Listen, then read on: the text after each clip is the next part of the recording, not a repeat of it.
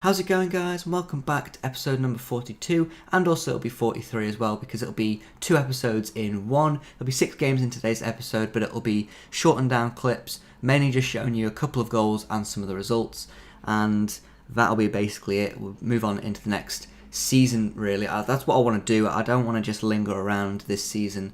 I understand that, yes, okay, we're still in the Bundesliga, they're really important games, but actually, as soon as I simmered on, all of the games were saying how we were safe, and there was no possible way of us getting relegated mathematically. So I just wasn't wanting to have no sort of tension in the next 2 episodes, knowing that we were safe. So I just thought I'd combine all the episodes. You'll see for why as we get later on into the episode. But hopefully, this just means we can get straight into the next season.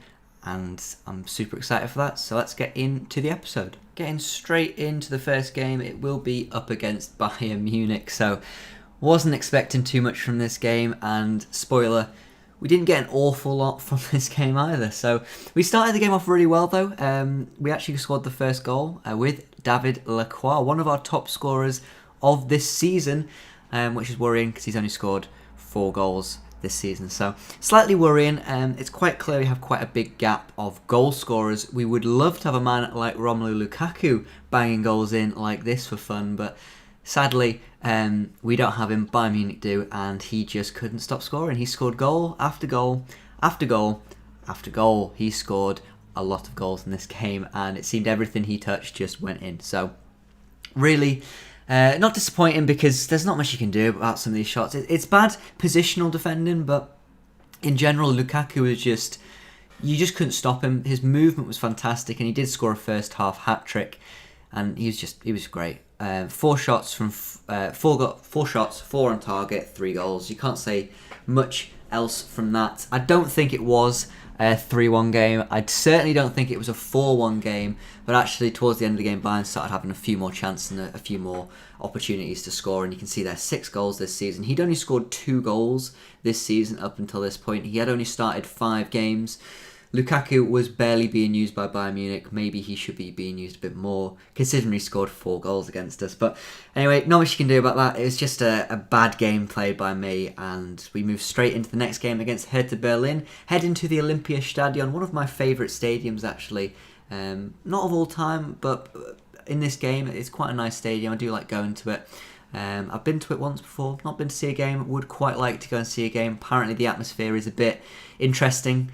I'd still want to go to see a game where either Hertha are playing, or possibly a cup final or something like that. Possibly if Germany host a World Cup again, that'd be nice. I'm talking over this game because we were just dreadful. We really could have been down 4 or 5 goals going into half time if it wasn't for Thomas Kraft making some really good saves.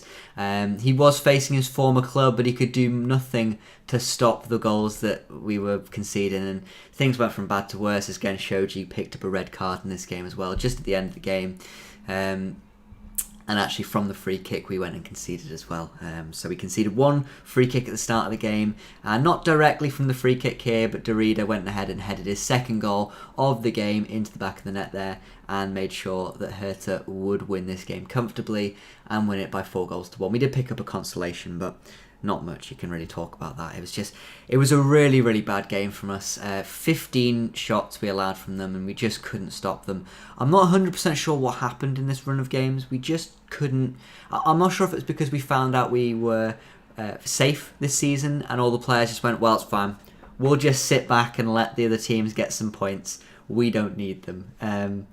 I'm not sure if that was the idea, but going into this Union Berlin game, we wanted to really compile the misery. We played some rotated players, yes, but we still played some strong players in there. Jan Erik was the man that started in between the sticks, and he had a decent game. He saved a couple of shots, but there was not much you could do about some of these. Just the defence was just woeful for us. I'm not trying to defend him. We just capitulated after we scored, as Union Berlin scored 2 quick succession goals, meaning that they would go in at half-time 2 goals up.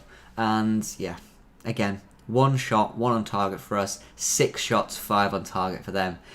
We just couldn't get into the game, and it was pretty apparent from their 3rd goal how poor we were. We just couldn't defend a corner, couldn't do much, and yes, we picked up another consolation and got us back into the game, but shortly after, Matt Schaefer would go ahead and get himself sent off, meaning we stood no chance of doing anything in this game, and it was a definite red card, 100% a red card. Schaefer deserved to be sent off, and for that it was just from bad to worse yet again, as their man up top picked up a nice hat-trick for himself. He'd only scored, I think, again 4 goals this season, but it seems like we like giving nice, easy hat-tricks to players that aren't exactly performing well this season. And Ihsan Sacco, I don't know, their striker basically goes ahead and picks up a nice hat-trick, and it means that Union Berlin would climb out of the relegation zone. So hopefully for them that would mean that they were on the mend to possibly saving their season and not getting relegated this year. We'll have to see and check up on them at the end of the season. Heading in to the next 3 set of games, we went ahead and faced Mönchengladbach, and this was boring game. Really boring first half, a really boring second half. All that happened was a goal for Mönchengladbach. Yep, it was a goal for them. Sabitzer, just fantastic. Really nice movement, really nice goal. Thomas Kraft couldn't stop it, and it meant we would go ahead and lose this game 1-0. 10th goal of the season for Sabitzer, and again, it was actually okay. It was a good show of how sort of okay we were. We made a couple of defensive errors overall, but apart from that, actually we were a bit more defensively solid, especially away from home. And Mönchengladbach are a good team. I wasn't expecting to go ahead and pick up all 3 points. I was hoping maybe to get a draw. I was aiming just for a clean sheet, and overall defensively, Tony Janschke, facing his former side, had a fantastic game and was probably the reason we didn't concede too many more, as he was very solid in the back line there. You can see now, I'll just take you through a couple of scout reports. Final scout report for Germany, and we picked up 1 or 2 players, but that's about it. We mainly picked up a lot of them from the previous scout report. We looked at Morocco, not many great players, a couple of okay, possible potential to be decent players, and 1 decent player from Norway.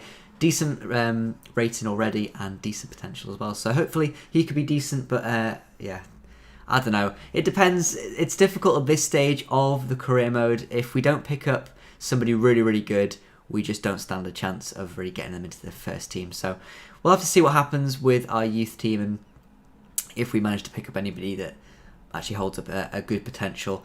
This game against Cologne, we actually played okay up until we gave them a chance.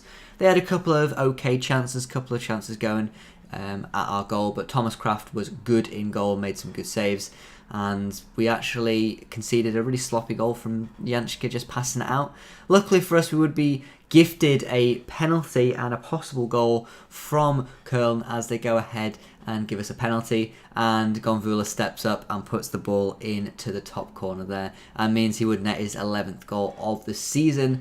And I think it wasn't deserved really. I think Köln definitely played much better than us, and we were probably quite lucky in the second half to even get a chance. We had a chance to even go ahead and make it 2-1 to us, but Musa Kone just couldn't finish it, and it would end 1-1. Probably a fair result in all things said, to be honest. It definitely wasn't going to be a fair game if we went ahead and stole it at the death, but in the end, 1-1, okay. It was a pretty poor game defensively by us. I think overall it wasn't too bad, and our defenders got some good ratings, but I think there were some mistakes in there. It was really down to just poor passing, and mainly poor passing out from the back. So overall, 1-1 was probably an okay result. This game against Schalke was the final game we'd go into, and that first half was possibly the worst half of football I've ever played. Nothing happened, 50-50% possession, really, really boring, may as well have not happened. And we got very lucky in the second half, as Konate would go ahead and give us a penalty. And I'm not sure if it was given for a handball, as he did handball it, or given for fouling Gonvula in the box. Either way, it was probably fair enough, and Schalke would find themselves 1 goal down to a penalty that was a nice penalty from Gonvula. Last 2 games we have only scored from spot kicks, and it would stay that way. We continue to not score from open play in the past 2 games. Not going to complain though, that is the end of the season, and we played much better in that game against Schalke, if I'm being brutally honest. You can see the shots and the chances we had, we just played a little bit better, and the fact that our defensive midfielder got the best player on the pitch probably shows how that game sort of went. It was much better performance in general from us, so I'm okay with that. And in the end, that is how the season ended. We've ended on a win, which is much better than ending on a draw or loss. Honestly, I was just so worried that our form going into that Schalke game would mean we'd lose it. And then the players would have bad morale going into next season. And that does affect the career mode a little bit. So I'm glad we're going in with some decent morale. And hopefully we're going into next season with a decent squad. We've got some players that are looking good. And I'll show you in the next episode whether people's potentials have increased or whether people's potentials have decreased. There are some decreases in there just purely based off them not playing a lot of games. We'll have to see in the next episode. I'll show you which will be out tomorrow. It will just be a roundup episode, as I said, more rambly and just sort of more going over things. Very long episode. If you don't want to watch that, I can totally understand. That's why it's being uploaded as an extra video this week. That will be the end of today's episode, though. I do hope you enjoyed watching. I hope you enjoyed the season as well. We are still in the Bundesliga for next season, so we're going to be making some great signings, hopefully in the next season, not the next episode. But that'll be the end, and I will see you for the next episode of Career Mode very soon. So thanks for watching, and goodbye.